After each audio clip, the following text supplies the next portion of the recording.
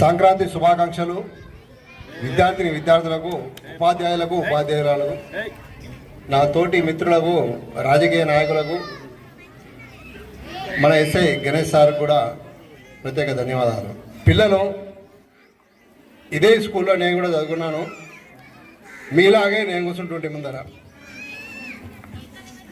నాతోటి చదువుకున్న విద్యార్థి ఇప్పుడు ప్రధాన ఉపాధ్యాయులు అయ్యారు. నర్సయ్య సార్ మా క్లాస్మేట్.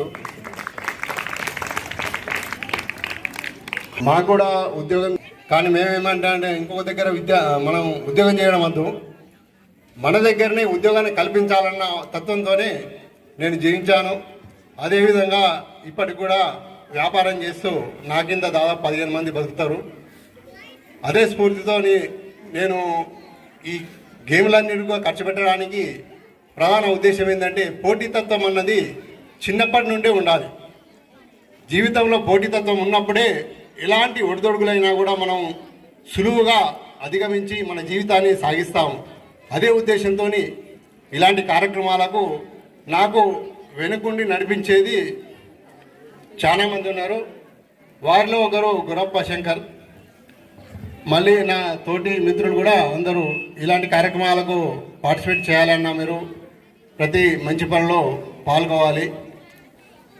మన భాషలో మార్పు రావాలన్నది మన విద్యార్థుల నుండే జరుగుతుంది. చిన్నపిల్లలకు ఇలాంటి పోటీతత్వాన్ని పెంచినప్పుడే మన గ్రామంలో అభివృద్ధి జరుగుతుందన్న ఒక సదుద్దేశంతో ఇలాంటి కార్యక్రమాలను చేపట్టడం జరుగుతుంది. సంక్రాంతి ఈ ముగ్గుల పోటీలలో ప్రతి ఒక్కరి ప్రతిభను కనబరిచారు. వారందరికీ కూడా, చిన్నపిల్లలందరికీ నా ఆశీస్సులు.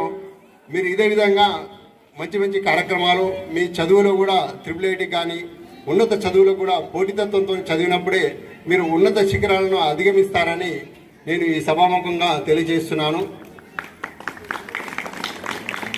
ఈరోజు ఇంకొకటి ఎస్ఐ గారు చెప్పారు, ఈ కళ ఏదైతే ఉందో క్రీడా కళ గురించి మనం ఫస్ట్ ఇప్పుడు దాని తర్వాత మళ్ళీ క్రికెట్ పోటీలకు ప్రకటించనున్నాము.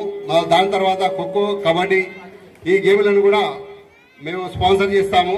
అది కూడా మన ఎస్ఐ గారి ఆధ్వర్యంలో వారిని కూడా వారి సలహా సూచనలు తీసుకొని మళ్ళీ ఈ కార్యక్రమాలను ఏర్పాటు చేయడానికి మేము ముందుంటామని తెలియజేస్తున్నాను.